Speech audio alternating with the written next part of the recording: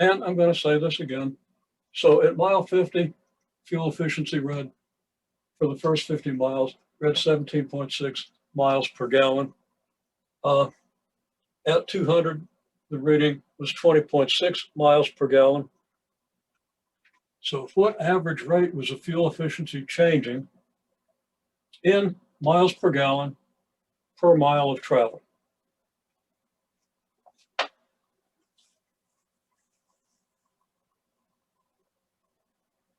I'm going to give you just a couple of minutes to think about that, see if anybody can give me a solution. And you can do that through private chat if you are afraid of embarrassing yourself. But there's nothing to be embarrassed about. It's a question that you probably haven't dealt a lot with. So there's nothing to be embarrassed about if you don't get it right. So what was the rate of change, or even how would you go about calculating the rate of change?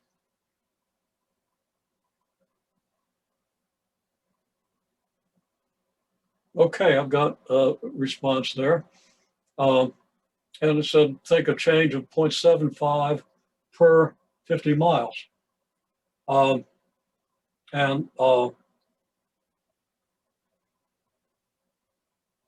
That's on the right track. Okay. Won't say whether it's right or not because I want everybody to keep thinking about it.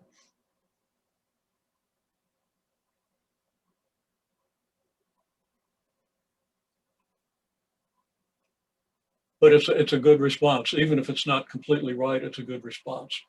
So if you're looking for a hint, that's a good one.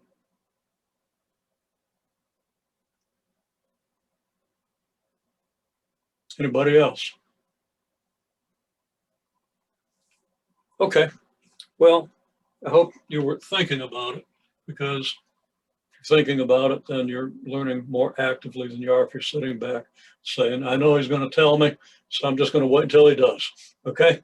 It's not the way to do things if you want to make good use of your time, but sometimes you can't help yourself. Okay. Understand. Okay. Well, I'm going to break this down to a simpler question. So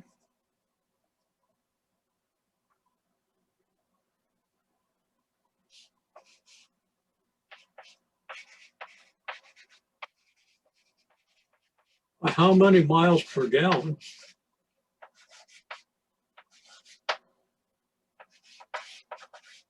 did efficiency, I'm not going to write out the whole word, it takes too long. Did the efficiency change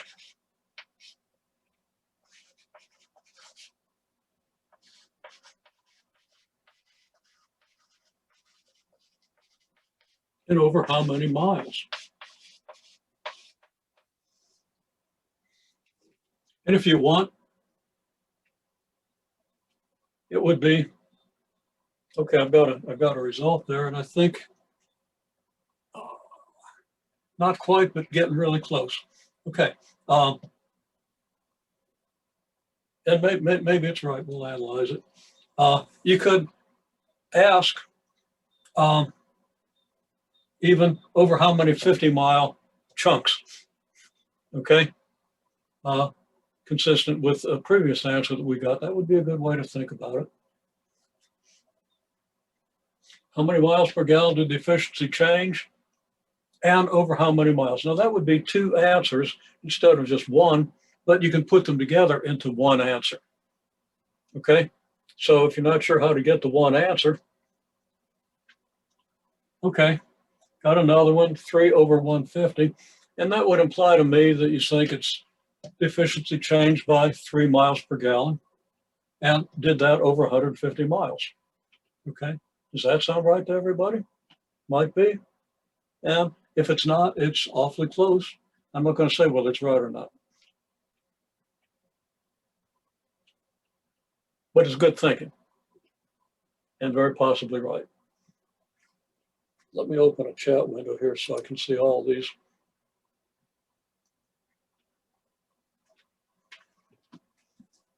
Okay, well, hopefully you're thinking about it. If you said 3 over 150, and you want to say, well, that'd be 1 over 50, that's fine. If 3 over 50, 150 is the same as 1 over 50. 1 over 50 is a little better because it's reduced, but I didn't ask you to reduce it. So either one, if it's right, I would give full credit for it. Okay, so let's see.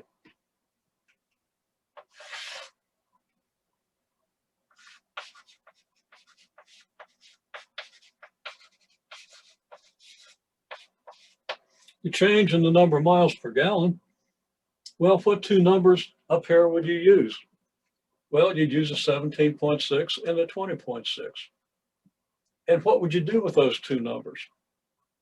Well, you count in your fingers, 17.6, then 18.6, 19.6, 20.6 is 3. Or more formally, you could subtract this from this.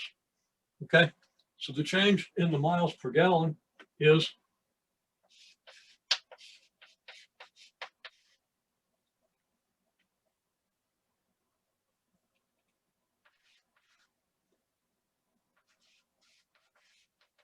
this. So efficiency changes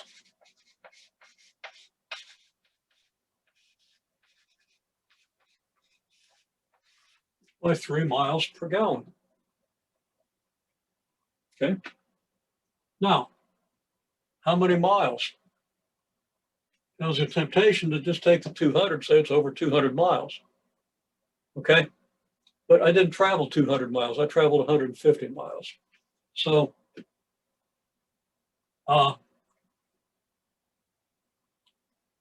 we traveled 150 miles. So,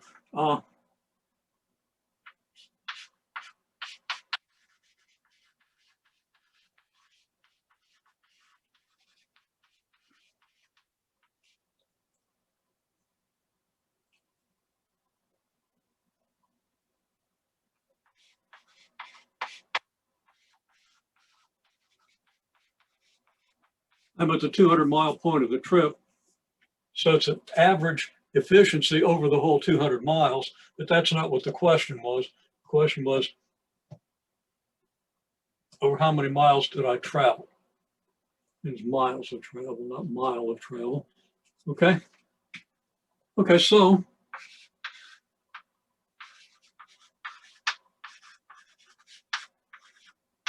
the average rate that I requested is 3 miles per gallon divided by 150 miles of travel, which is 1/50th of a mile per gallon per mile, or 0.02 miles per gallon per mile. Now, hopefully that makes sense. I'm getting some good, sensible answers here, many of which were correct, and the incorrect ones were still thinking on very much, very close to the right track. So I think that's something people can understand. Okay, well, 0.02 mile per gallon per mile. So now another question.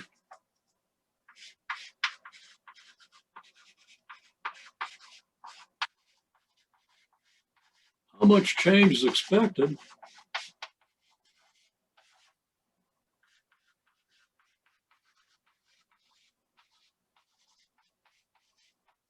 between mile 70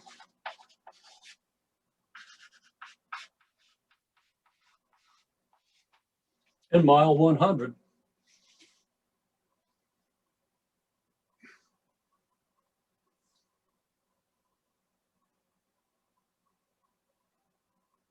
What are your thoughts?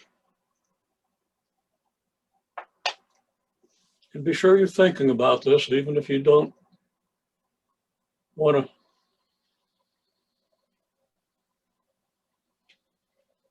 Okay, I got one answer.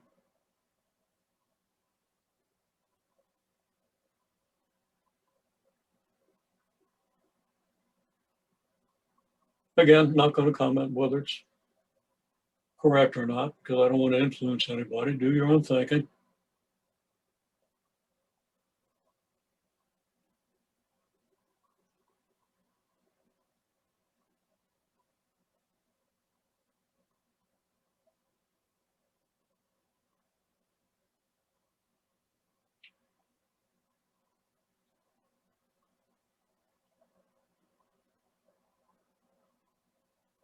Okay. Okay, got another one.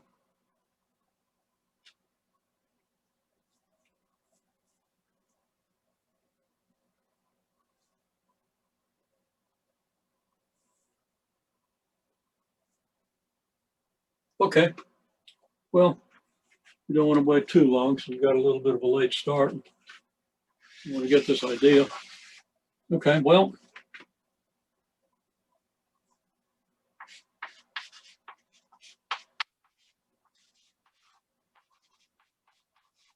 first of all, that's 30 miles. And I think I see the 30 miles in both the answers that I obtained.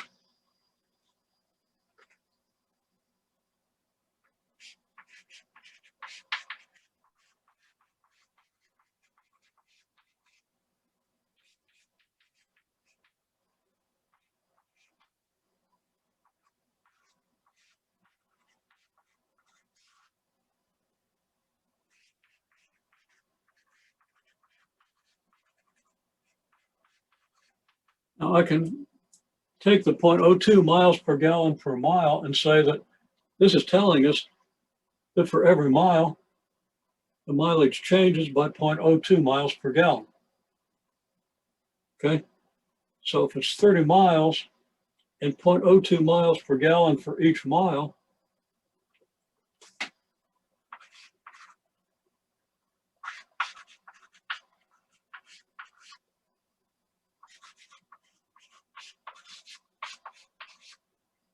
then the change would be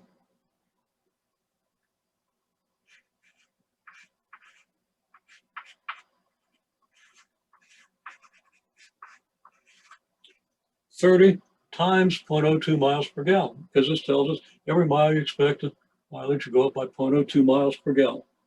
Okay, and that would then be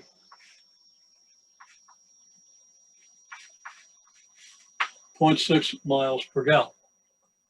Now, when you've got all these quantities and all these numbers, it's easy to lose track a bit of what everything means.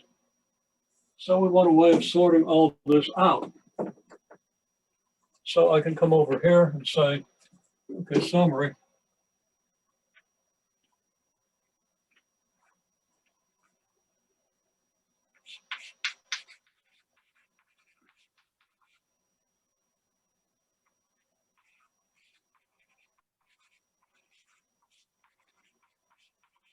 Average rate's 0.02 miles per gallon per mile.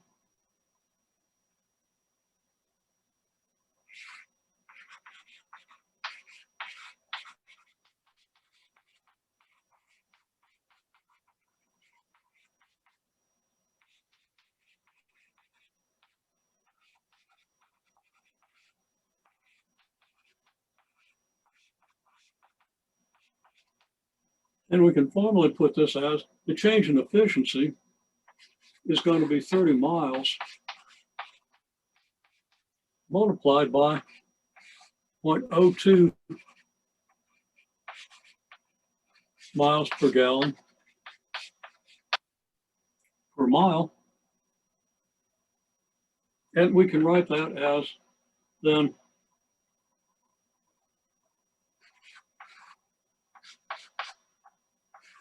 30 times 0.02, which gives us the 0.6. And it's miles per gallon per mile, this multiplied by miles. Well, if you multiply miles per gallon over miles by miles, what do you get? Give you a chance to enter. Again, what do you get just from this? Miles per gallon, MPGs over miles multiplied by miles. Okay, answer is not going to be a number because there are no numbers in this expression. Okay. It's talking about, okay, we got one answer says mile per gallon, question mark. Either right or At least good thinking, I'm not going to tell you. Anybody else?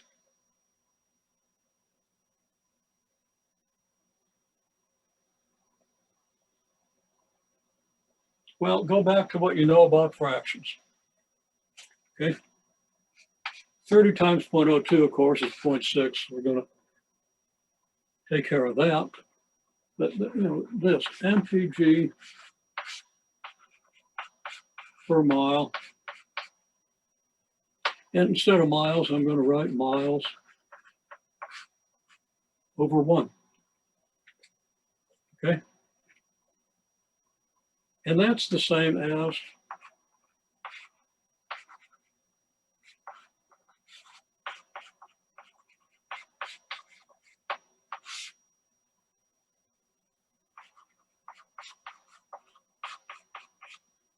miles per gallon times miles over miles times 1.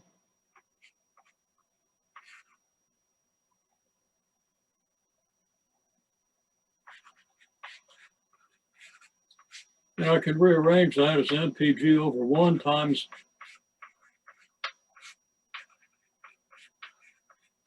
miles over miles. mpg over 1 is just mpg.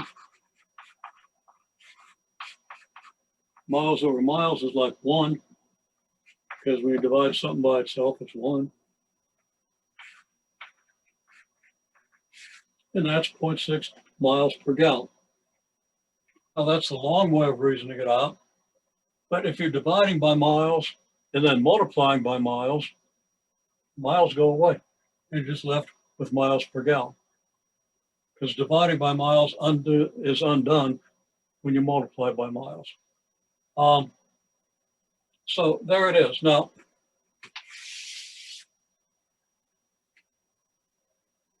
I want to make a connection to a graph.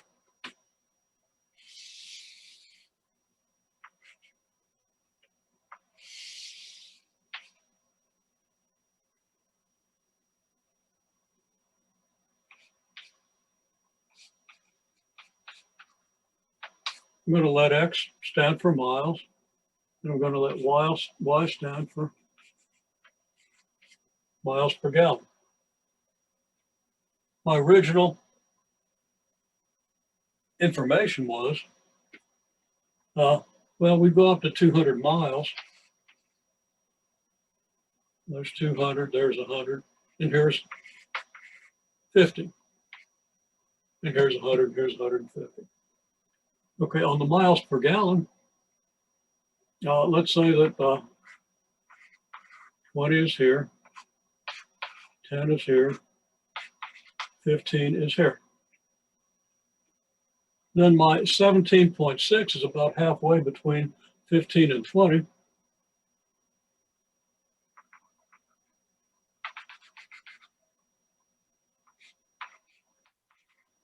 So 17.6 would be about here, and 50 is here.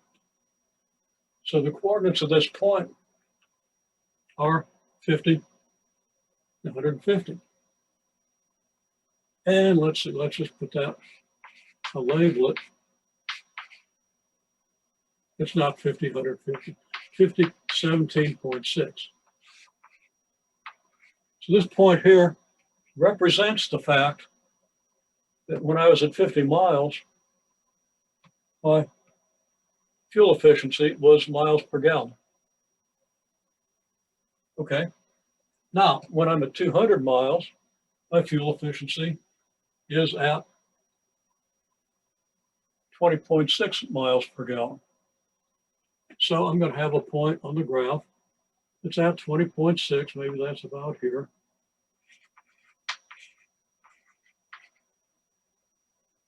And 200 miles. So I come across here. And then it comes straight down. So here's the point. 200, 20.6. Now I'm going to make a triangle by first connecting these points with a straight line segment. And then I'm going to make a horizontal segment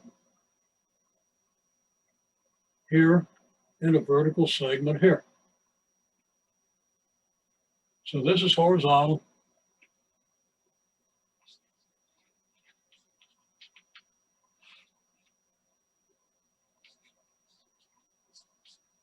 And this is vertical. Okay, this segment here. How long is this segment? And how long is this segment? How long is the horizontal segment? And how long is the vertical segment? In other words, on the graph, how far is it from here to here? How far is it from here up to here? And if you would, enter at least one of your results or both if you see them both.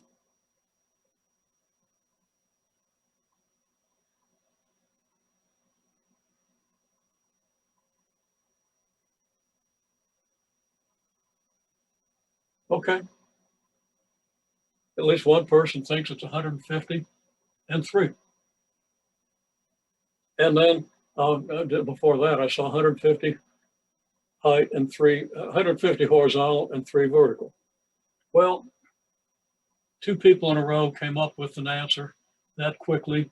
I'm pretty sure everybody else was about to come up with the same answer. If not, well, I'm going to reason it out. Then we got 150 and 3.6. I think it's 3, not 3.6, but it's the right idea. Okay. So from here to here is, well, this is at horizontal coordinate 50, and this is at horizontal coordinate 200, right? So from here to here is 200 minus 50, which is 150. Well, these lines, these dotted lines are parallel. They're both vertical. So this distance is also 150. And we're going to call that the run of this triangle. Over here, the distance is what? Well, I can't label it over here, but it would be the same as this, right? Okay, so this distance, this is a distance of 3. So this arrow represents 20.6 minus 17.6 equals 3. So that this distance, which we call the rise,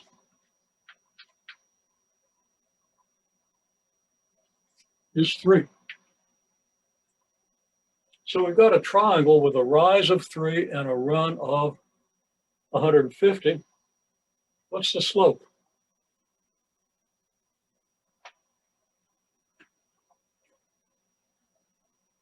I haven't left myself a whole lot of room, so I'm going to draw the triangle out here again. Okay, so here's 150 from here to here. And here's 3 from here to here.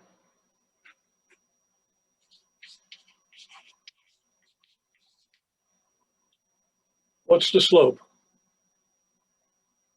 Okay, well, I've got at least one person gave me 2 answers. Okay. Well, first of all, how do you calculate slope? Most people are going to try to answer that question because of terrible deficiencies in the way courses are taught in secondary schools by a formula, y2 minus y1 over x2 minus x1. Okay, that's terrible. That's absolutely terrible. But that's the first thing people tend to think about, and I can't believe that it's so. But you're pumping people full of formulas without understanding what they mean. Yeah, and you know, we see rise divided by run. Okay. So the answer, the first answer that should pop into your head, and it does for many people. For too many people, it's a formula. So again, You're being taught to use formulas rather than think. Okay? So we want to teach you to think, or reinforce your ability to think, because you certainly have it. Okay?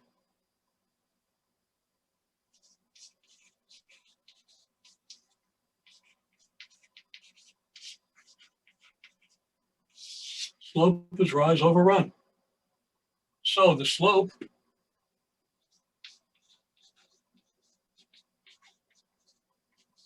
is rise over run, which is 3 over 150. And of course, that simplifies either to 0.02 or to 1/50th. Okay, so I'm going to put the slope over here, and I'm going to put it in a box right above the hypotenuse, because the hypotenuse is the thing that slopes. And I'm going to put 0.02. Now, where have we seen 0.02 before?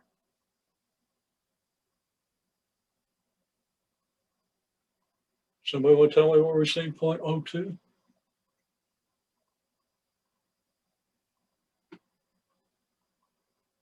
Yeah, it was the rate of change that we calculated previously. Okay. Now, a more complete picture of this triangle.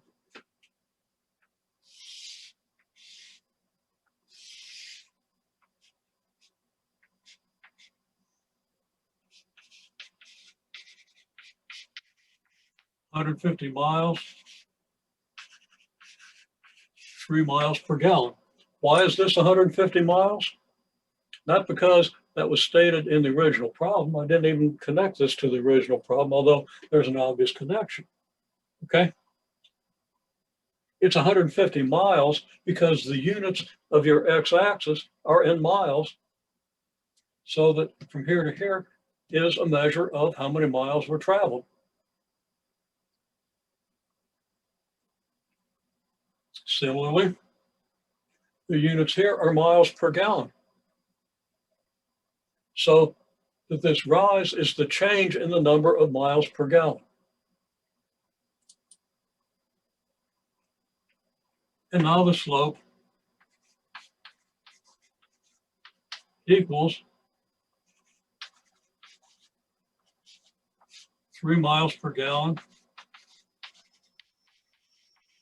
over 150 miles, which equals 0.02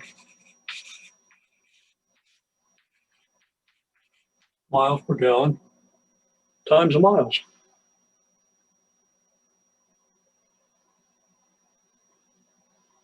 The calculation I did here, 30 miles times 0.02 miles per gallon per mile. Well, recall that came from 70 miles to 100 miles. At 70 miles and at 100 miles, you have these 2 points. And you can make a little triangle. Here, the slope of the hypotenuse is still 0.02, but the run is only 30. So on the same triangle,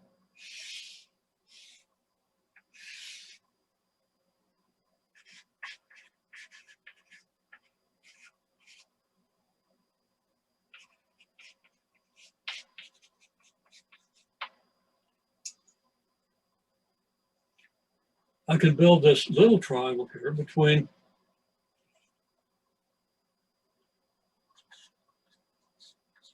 $70 and 100. And this little triangle can come over here,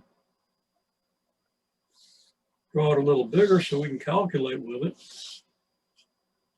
And the triangle can be above the hypotenuse or below, it doesn't matter, you get the same results. So you have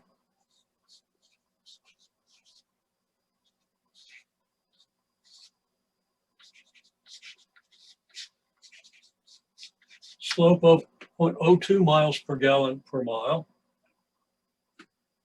and you have a run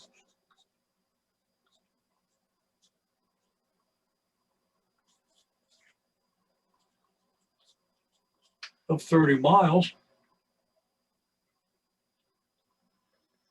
So if you want to know how much your mileage or your efficiency changes, that's going to be the rise.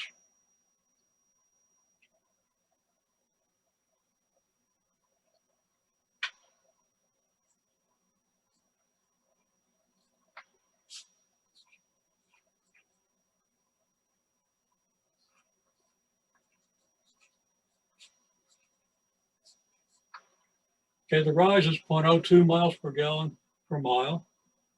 Rise divided by run equals that.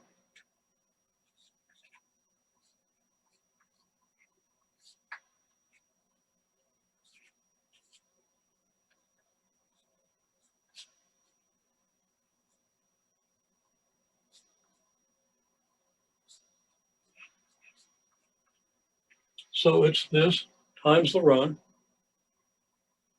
And I'm not going to complete it, but the run is 30 miles. So when I multiply this by 30 miles, I get the same result I did over here.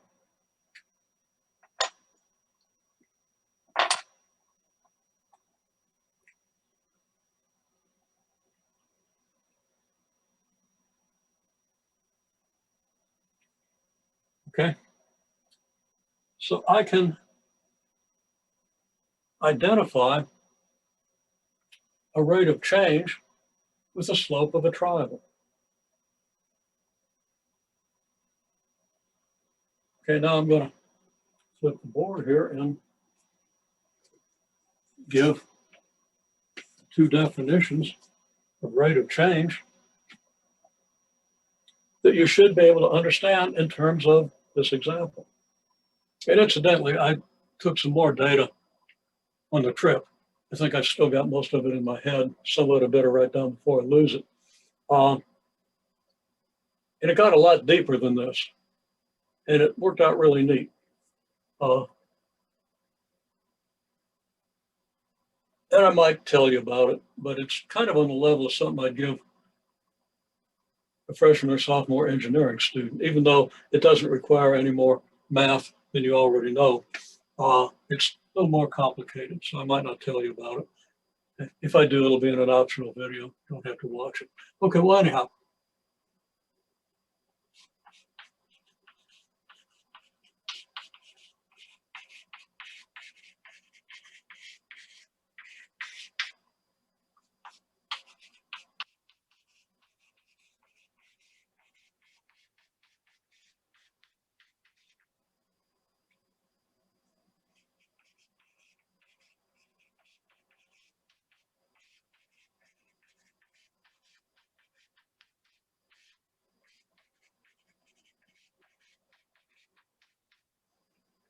Average rate of change of y with respect to x is average rate, which is change in y divided by change in x. And we could write that as delta y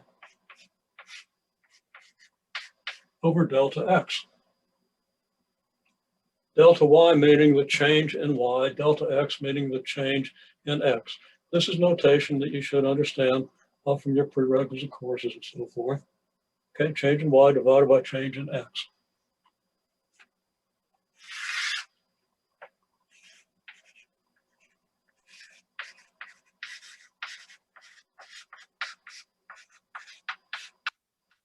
A graph of y versus x,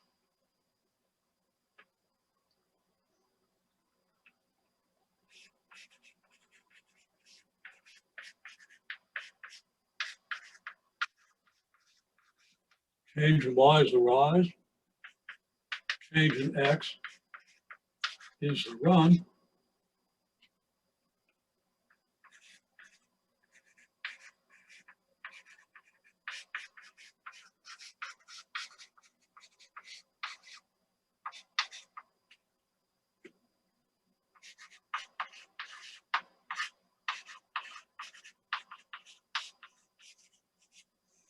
So the average rate of change is rise divided by run, which is equal to slope.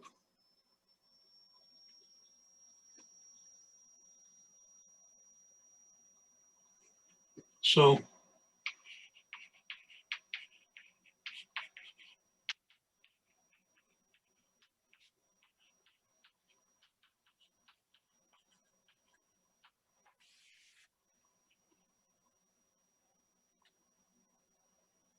now to apply this on a graph,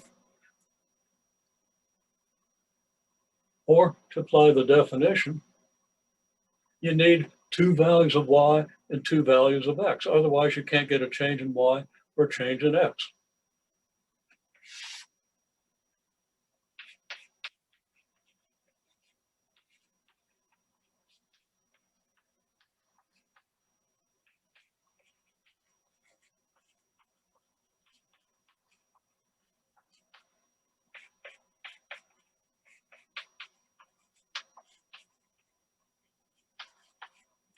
And of course, that's what I gave you in the example.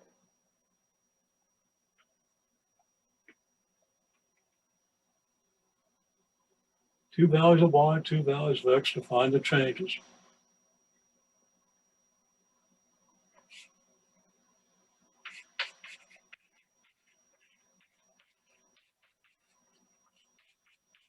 Then you subtract, find the changes.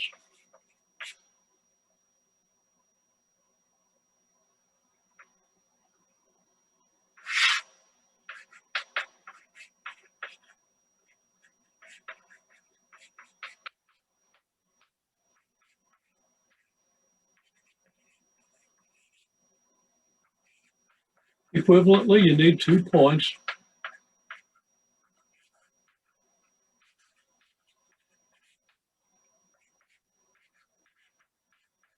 on a graph of y versus x.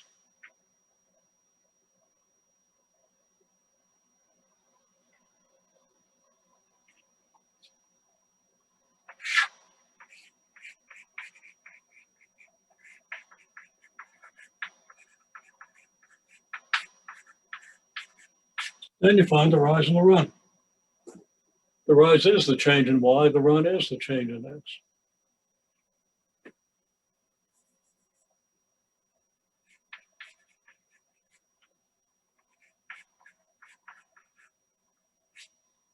You find the rise, the run, then the slope.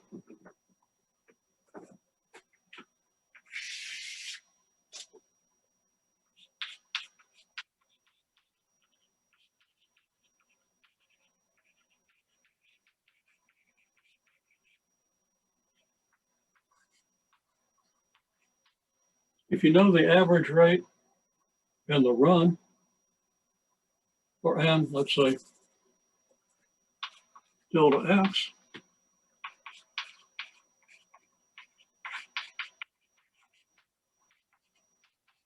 you can find delta y.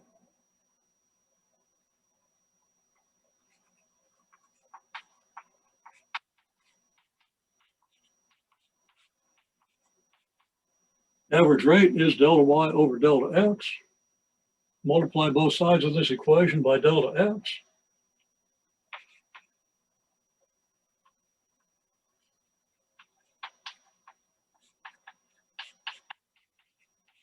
Average rate times delta x would be delta y over delta x multiplied by delta x, so that delta y is your average rate times delta x. Very simple, straightforward algebra. This could also be expressed as rise equals average rate times run.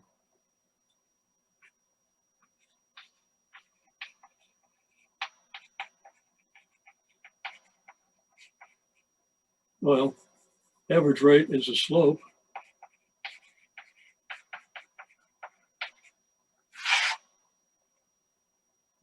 Now, I can't begin to overestimate how important this is for understanding calculus. We're not doing calculus, but you're not going to understand the first thing you do in calculus, or at least what you understand about the first thing you do in calculus, is going to be limited by how well you can understand the way this triangle works, okay, or this equation. I'll also use a different color to make sure you understand that we're moving to a different situation. Professor, can you please write a little bigger letters and numbers? It's getting hard to see. Yeah, I can move this over a little bit too. Hopefully that helps a little bit. I do tend to write smaller when I get on this side of the board, and I've got to work on that. Okay. In any case, here we have this. And it's getting a little hard to see. Got to change to yellow, which shows up better than what I was going to write into purple. I'll try to write a little more clearly too. Given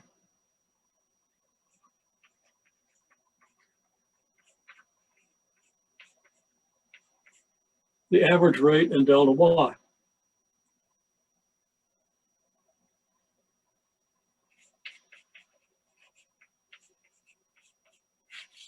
find delta x. Okay, well, we start with the same thing.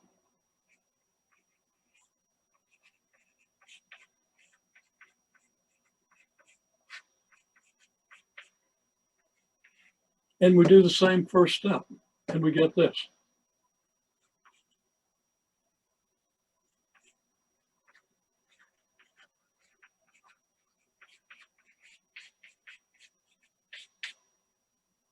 Okay, delta y is going to equal the average rate times delta x.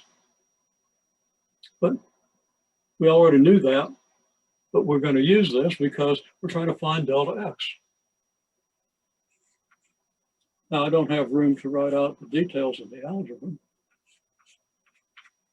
But to solve this for delta x, we have to divide by the average rate.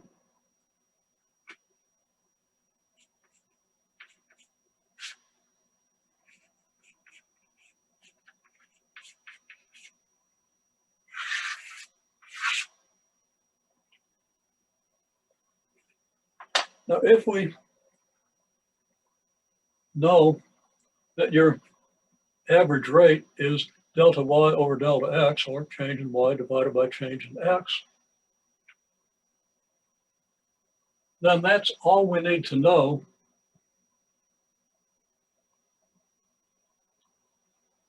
if we want to find delta y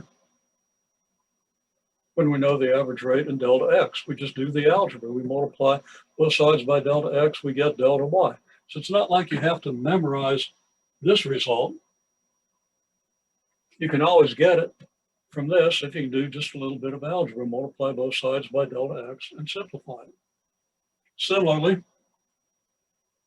if you know delta y and the average rate, you know you can solve this for delta x. You have three quantities here. If you know two of them, you can do a little algebra and find the third. So this is the key. And all this just follows from this. Also, you have a parallel interpretation in terms of a graph, in terms of a triangle on the graph. Okay. If delta y is average rate times delta x, that says that the rise equals the slope times the run. Also, that the run, which is delta x, equals the slope divided by the rise. Now, this gets a little confusing, and so you got to be careful. Always go back to this idea and do just a little bit of algebra. This is nothing but multiplying both sides by something or dividing both sides by something. But there's a little more complication here. This takes an extra step. It doesn't come out immediately, and people often try to shortcut solving for delta x by doing what it looks like it ought to be rather than by doing the algebra. Okay, so you're going to have a written assignment this weekend that helps you pull this stuff together. And of course, you have your assignment on section 1.3, which will be due on Tuesday. The written assignment won't be too long. If you can do the algebra well, fine. If not, I'll give you plenty of feedback and we'll work with you to make sure we understand it.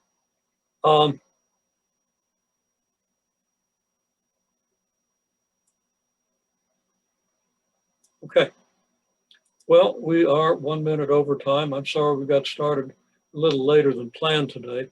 We will generally start at 1:45 because an hour and 6 minutes of this is plenty, and you're going to have videos and stuff to watch. So you're getting plenty of class.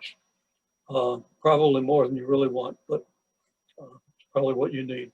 Okay. If you have questions, you're welcome to send them along. If not, what's this thing doing on my screen? There we go. If not, I will see you on Tuesday, and I'll look forward to getting some more of your work. I'll keep monitoring the grade book. I don't think section 1.3 in my open math is going to give you a significant amount of trouble. But I find that people get out of section 1.3 and still don't know what they've done, which is why the written assignments and why I cover things the way I do. Okay. So good luck. Again, if you have questions, want to stick around, I'm still here.